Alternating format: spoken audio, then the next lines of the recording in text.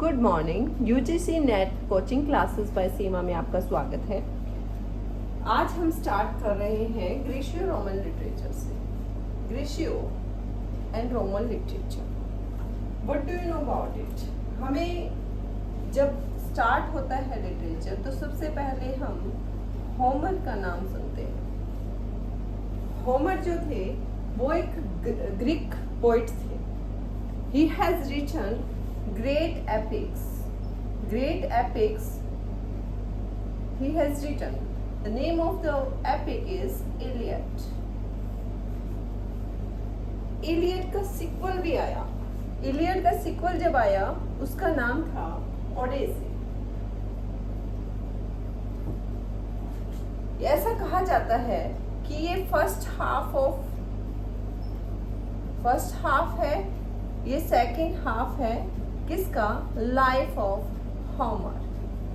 He has described, उसमें उसने describe किया है everything he has described in Iliad regarding the war of Troy, Trojan war.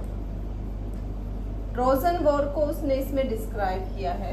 ये important point बन जाता है कि ट्रोजन वॉर को उन्होंने इसमें डिस्क्राइब किया है।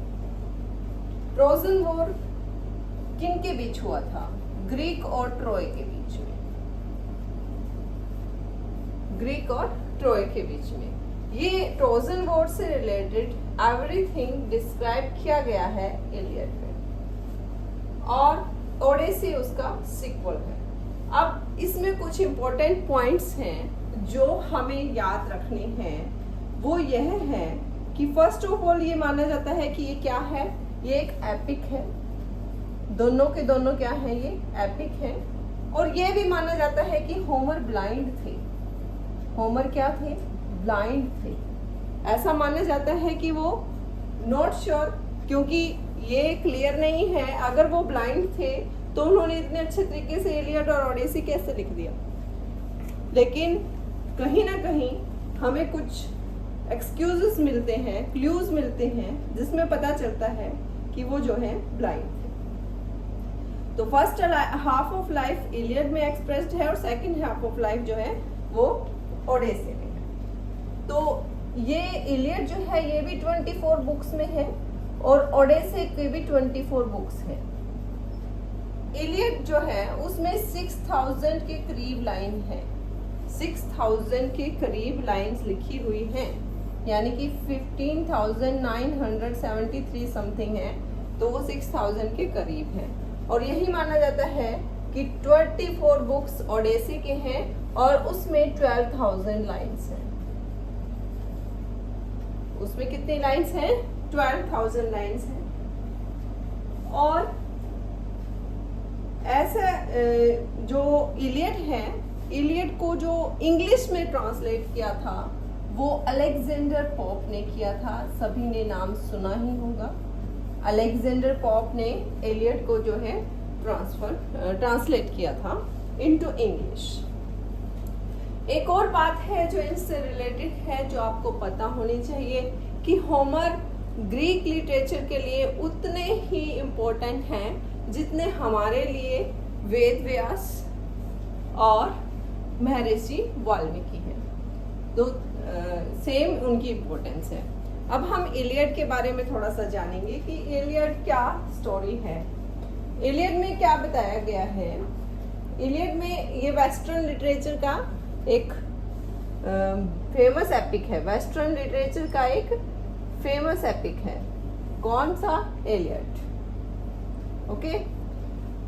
इसमें जब हम इसको पढ़ना स्टार्ट करते हैं तो इसमें डिफरेंट कैरेक्टर्स हमारे सामने आते हैं।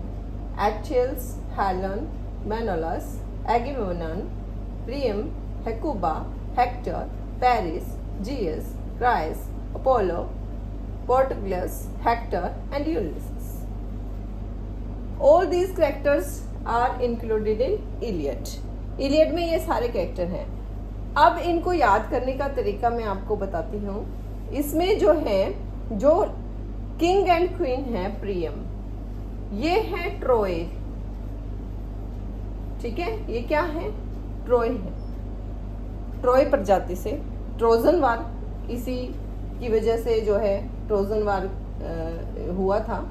और ये ग्रीक हैं, ये सब बंदे कौन हैं? ग्रीक हैं। इनमें प्रियम और हेकुबा ट्रॉय हैं, हेक्टर भी ट्रॉय है, हेक्टर भी ट्रॉय है। तो दो गुट हो गए, दोनों गुट में लड़ाई होगी ग्रीक और ट्रॉय में। पहले जो है पलड़ा ट्रॉय ग्रुप का भारी था। ट्रॉय ग्रुप के भगवान जो थे वो अपोलो थे। अपोलो गॉड जो है उनकी बहुत ज़्यादा हेल्प करते हैं और वो ग्रीक लोगों को श्राप देते हैं। वो क्या श्राप है वो मैं अभी बता रही हूँ आपको। तो ये किंग और क्वीन है ट्रॉय के, प्रियम एंड हेकुबा। इन दोनों की संतान है हेक्टर। और जब ये पैदा हुआ था तभी ये बात कह दी गई थी कि हेक्टर जो होगा ये अपने ट्रॉय का, ट्रॉय प्रजा जो इनका वंश है ट्रॉय का, उनको खत्म कर देगा। मीन्स इनका पूरा डायनेस्टी एक तरीके से खत्म हो जाएगा। किसकी वजह से? हेक्टर की वजह से। और होता भी ऐसे ही है, ऐसे ही होता है। क्या होता है अब हम देखते हैं। हेलन जो है ये ग्रीक में क्वीन है और ये मेनोक्लियस की वाइफ है। ये किंग ऑफ स्पार्टा है, ये स्पार्टा का किंग है मेनोक्लियस। हेलन इसकी वाइफ है। ये दोनों हस्बैंड एंड वाइफ हो गए। ठीक है, अभी मैं समझा देती हूँ, थोड़ा सा इसको एक्सप्लेन कर देती हूँ।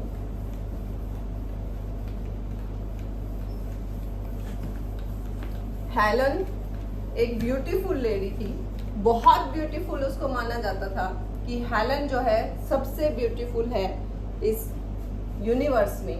तो उसकी मैरिज हो जाती है मेनोक्लियस से। मेनोक्लियस से उसकी मैरिज हो जाती है, but she was not happy. उसकी शादी से वो बिल्कुल भी खुश नहीं है।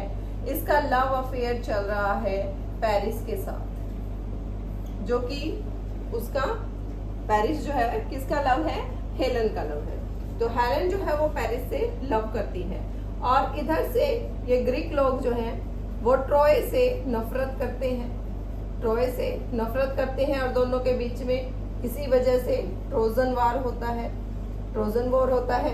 ठीक है, जो इस ट्रोजन में जो ग्रीक लोगों का फेमस वॉरियर है वो है अकिल्स। और ये बहुत अच्छा योद्धा है, बहुत अच्छा वॉरियर है। मतलब इसी पर डिपेंड करती है इनकी हार और जीत, क्योंकि ये स्पेशल वरदान इस बंदे को मिला हुआ है। ठीक है, और एगेमेनियन जो है वो ग्रीक का आर्मी का, एगेमेनियन जनरल है ग्रीक के आर्मी का। इनका जनरल कौन है? एगेमेमनन। और पेरिस किसका लव है? पेरिस हेलन का लव है। और ज्यूस उसके फादर हैं। ये इसका लव हो गया। और हेलन के फादर का नाम क्या हो गया? ज्यूस।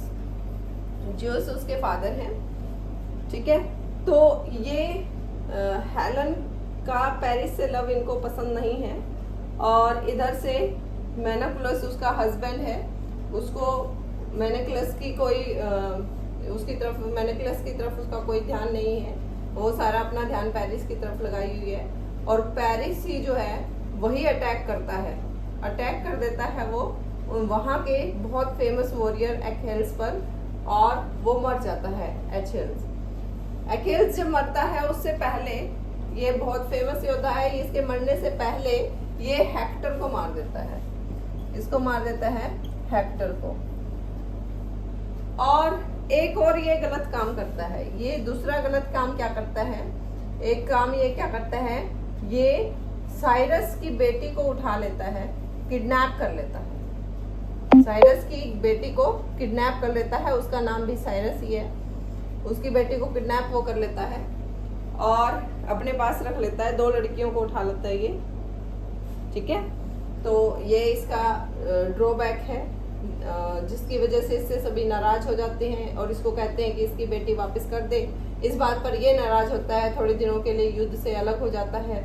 लेकिन बाद में जब वो देखता है कि उसका बेस्ट फ्रेंड जो है मर गया है, पार्टोकुलस जो है अकिल्स का बहुत अच्छा फ्रेंड है, उसकी जब डेथ हो जाती है वो उसका बदला लेने के लिए आता है और बदला लेने के लिए वो हेक्टर को मार देता है। तो ये सारी स्टोरी है कि हेक्टर मर जाता है और पैरिस अकील्स को मार देता है, ये भी मर जाता है। और इस तरीके से हेक्टर के मरते ही ट्रोय जो है वो डिस्ट्रॉय हो जाते हैं और उनकी डायनेस्टी एक तरीके से खत्म हो जाती है। तो ये इलियड में एक्सप्रेस कर रखा है। फिर इसका सीक्वल आता है ओडेसी। Thank you.